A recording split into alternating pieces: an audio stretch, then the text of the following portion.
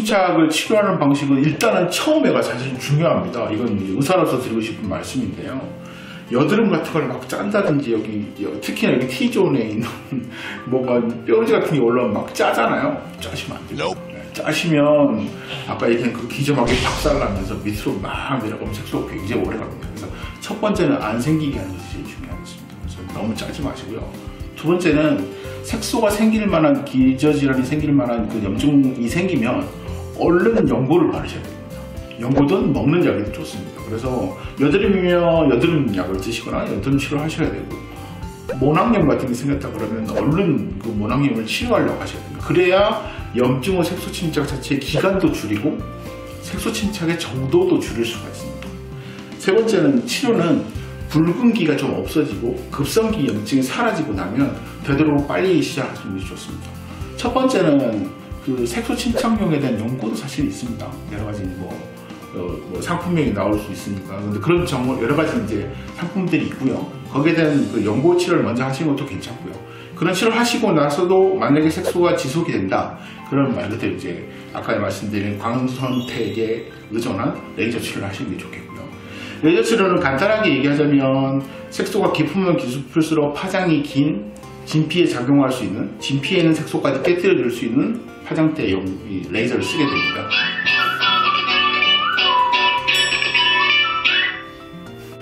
레이저는 그래서 어떤 레이저를 쓰냐면 1064 NdR 1064라고 표현하고요. 1064 나노미터짜리 보통 롱펄스 형태의 레이저든지 아니면 Q 스위치 형태의 레이저든지 NdR 레이저가 가장 대표적인 레이저입니다.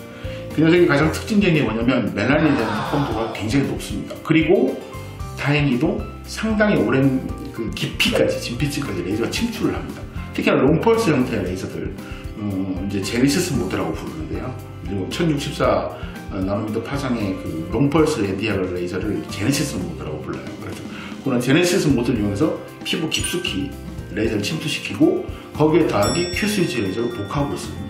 또 보면 염증후 색소 침착에 더해서는 혈관들이 막 같이 뭉쳐있거나 붉은기가 동반되고 피부가 얇아져 있는 것들도 많거든요. 거기에는 이제 755 나노미터짜리 알렉산드라이트 레이저라는 게 있습니다. 그런 알렉산드라이트 레이저의 롱펄스 파장을 이용한 레이저들이 있거든요. 그런 레이저들을 같이 이제 복합으로 써주게 됩니다.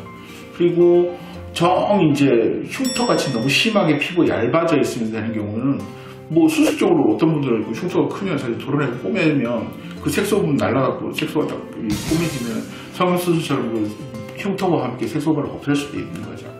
그런 양상으로 해서 색소는 지속적으로 파괴시키면서 원래 색깔을 찾아주도록 만들어주고, 그 다음에 피부 재생 효과를 나타내는 여러 가지 방법들, 뭐 심지어는 염증후 색소 침착이 재생하고 연결될 될 단위가 오면 PDRN이라든지 또 리쥬란이라든지 여러 가지 이제 피부 재생을 시켜줄 수 있는 여러 가지 물질들을 한꺼번에 사용하기도 합니다. 청년기 색소 침착, 사실 애매한 얘기인데 제가 제일 말씀드리고 싶은 게 뭐냐면 대부분 다 여드름 흉터죠, 그죠? 네, 여드름 흉터나 아니면 과성 모낭염처럼 여기 남자분들 이렇게 면도하다가 색소 침착 생기고 이것들 대부분 다 많고요.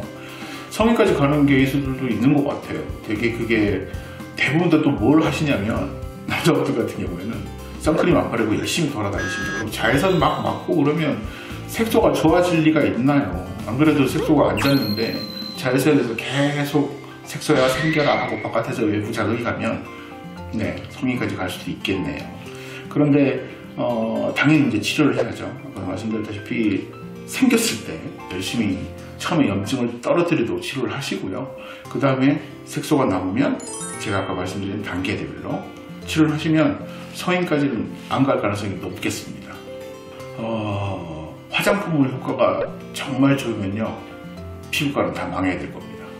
근데 사실 화장품은요 말씀드리면 우리 아까 제가 말씀드렸죠. 표피층과 진피층 사이에 기점막이라는 곳이 있고, 사실 그 표피층 위에는 각질층도 있어요. 물이 손가락 안에 못 들어가죠. 그 층을 뚫기가 굉장히 힘듭니다. 그나마 친수성 화장품들 형태로 대부분 다의 지질이 섞이면 사실 독성이 있는 경우도 많기 때문에 인지질 층을 뚫기는 더 힘들고요. 그나마 친수성 성분들에서 모공이나 땀샘이나 이런 걸 통해서 피부 안으로 조금 들어갈 수 있는데 화장품은 사실 조금 한계가 좀 있습니다. 그리고 하나 말씀드리고 싶은 게 뭐냐면 색소 침착에 쓰는 화장품, 그나마 기능성 화장품은 흔히 말하는 대로 화이트닝 제품들입니다. 화이트닝이라는 말이 들어가려고 하면 사실 성분이 정말 희게 해주는 미백의 유효 성분이 들어가야 됩니다. 근데 그런 만약 유효 성분이 없으면 대부분 좀 애매한 말이지만 브라이트닝 이런 말도 들어보셨을지 모르겠어요. 브라이트닝이라는 말을 써서 좀 혼동을 주긴 하는데 사실 화이트닝이라는 말은 정말 과학적으로 그 화장품을 썼거나 그 유효 성분이 피부를 미백, 하얗게 해주는 효과가 있다는 게 증명된 화장품에서만 쓸 수 있으니까요. 화이트닝이 좀 더 단계가 높나요? 그게 되겠고요. 아까 말씀드렸다시피 이 기점막을 뚫고 침투하는 형태의 것이 굉장히 까다롭기 때문에 화장품은 상당히 한계가 있다, 이렇게 지속적으로 말씀드릴 수가 있겠고, 하다못해 비타민C 같은 것들도 피부과에 오시면 그 전기 용동이라고 이온토라고 해서 이렇게 관리를 받아보신 분들은 아실 거예요. 그래서 거기를 이렇게 침투시키기 위해서 전기까지 걸어줘서 이온화를 시켜야 겨우 비타민C가 좀 들어갑니다. 그 정도로 어떤 큰 물리적인 에너지를 통해서나 아니면 피부에 보시면 플라즈마 같은 것도 하거든요. 플라즈마는 모공도 열어주고 그런 타이트닝 붙어있는 결합을 좀 느슨하게 해주기 때문에 그런 형태를 만들어 놓고 유해 성분을 침투를 시키는 방법을 쓰고 있습니다. 그래서 단순하게 이렇게 바르기만 해갖고 엄청난 기대를 하시는 것보다는 그런 어떤 유해 성분들이 도움은 될 수 있다, 이런 개념을 갖고 계시면 좋겠네요.